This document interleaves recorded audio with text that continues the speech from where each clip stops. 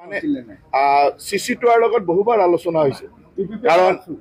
প্ৰত্যেকটো জনগোষ্ঠীয় সংগঠনৰ যেতিয়া চিচিটোৱাৰ লগত আলোচনা হয় এক্সিষ্টিং ট্ৰাইবেল কমিউনিটিবিলাকৰ ৰাইটছ লৈ গতিকে সম্পূৰ্ণৰূপে আলোচনা বহুবাৰ হৈছে আৰু এইটো আজি নহয় 2019 চনৰ পৰা চলি থকা এটা প্ৰচেছ 19 চনৰ পৰা কিমান বাৰ প্ৰচেছৰ মাজেৰে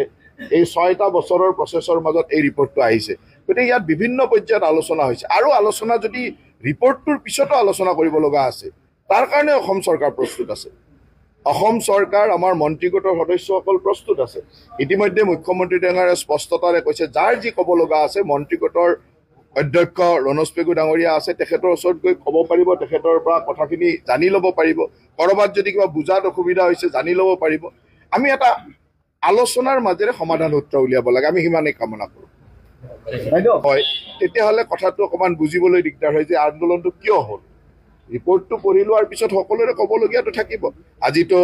আমাৰ মুখ্যমন্ত্ৰী ডাঙৰীয়াই কৈছে যে আমাৰ মন্ত্ৰী ৰণোজ পেগু ডাঙৰীয়াক চিচিটোৱাৰ লগত আলোচনা কৰিবলৈ কৈছে আমি কাৰো লগত আলোচনা কৰাত কোনো বাধা নাই আলোচনা কৰিম কাৰণ ই এটা বহুদিনীয়া সমস্যা এই সমস্যাটো আমি সমাধান সূত্ৰ ওলাব লাগিব সমাধান এইটোৱে যে যিসকলে জনজাতি বিচাৰিছে তেওঁলোকেও তেওঁলোকৰ অধিকাৰ পাব লাগিব আৰু পূৰ্বতে থকা জনজাতিসকলে তেওঁলোকৰ কোনো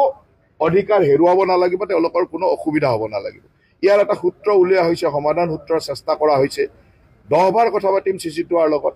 আৰু প্ৰয়োজন হ'লে আৰু অন্যান্য আপচুৰ লগত কথা পাতিব সকলোৰে লগত কথা পাতিব গতিকে এই কথা বতৰাবিলাক পতাৰ সলনি যদি এনেকুৱা ধৰণৰ পৰিৱেশ হয় তেতিয়া এই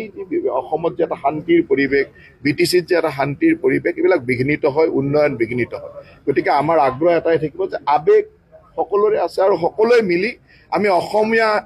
অসমৰ প্ৰতিটো জাতি জনগোষ্ঠীয়ে সকলোৰে আবেগ অনুভূতি শ্ৰদ্ধা জনাই আমি কামটো কৰিব লাগিব আৰু ইয়াৰ এটা সমাধান সূত্ৰ মই ভাবোঁ যে এই মন্ত্ৰী গোটৰ যিখন প্ৰতিবেদন এই প্ৰতিবেদনে দিব বুলি আমি আশা ৰাখিছোঁ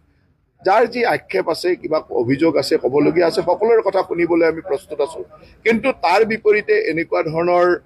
যি কাম আমি কৰিব নাপায় তেনেকুৱা কাম কৰিলে আমাৰ সকলোৰে মনত কষ্ট হয় আৰু সেইটো সকলোৱে নকৰিব বুলি আশা ৰাখিছোঁ মানে চিচিটোৱাৰ লগত বহুবাৰ আলোচনা হৈছে কাৰণ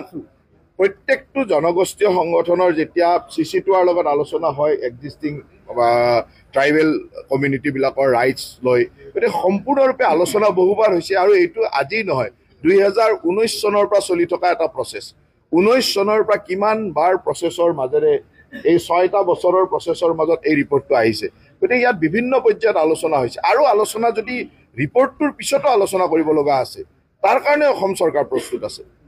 অসম চৰকাৰ আমাৰ মন্ত্ৰীগোটৰ সদস্যসকল প্ৰস্তুত আছে ইতিমধ্যে মুখ্যমন্ত্ৰী ডাঙৰীয়াই স্পষ্টতাৰে কৈছে যাৰ যি ক'ব লগা আছে মন্ত্ৰীগোটৰ অধ্যক্ষ ৰণোজ পেগু ডাঙৰীয়া আছে তেখেতৰ ওচৰত গৈ ক'ব পাৰিব তেখেতৰ পৰা কথাখিনি জানি ল'ব পাৰিব কৰবাত যদি কিবা বুজাত অসুবিধা হৈছে জানি ল'ব পাৰিব আমি এটা আলোচনাৰ মাজেৰে সমাধান সূত্ৰ উলিয়াব লাগে আমি সিমানেই কামনা কৰোঁ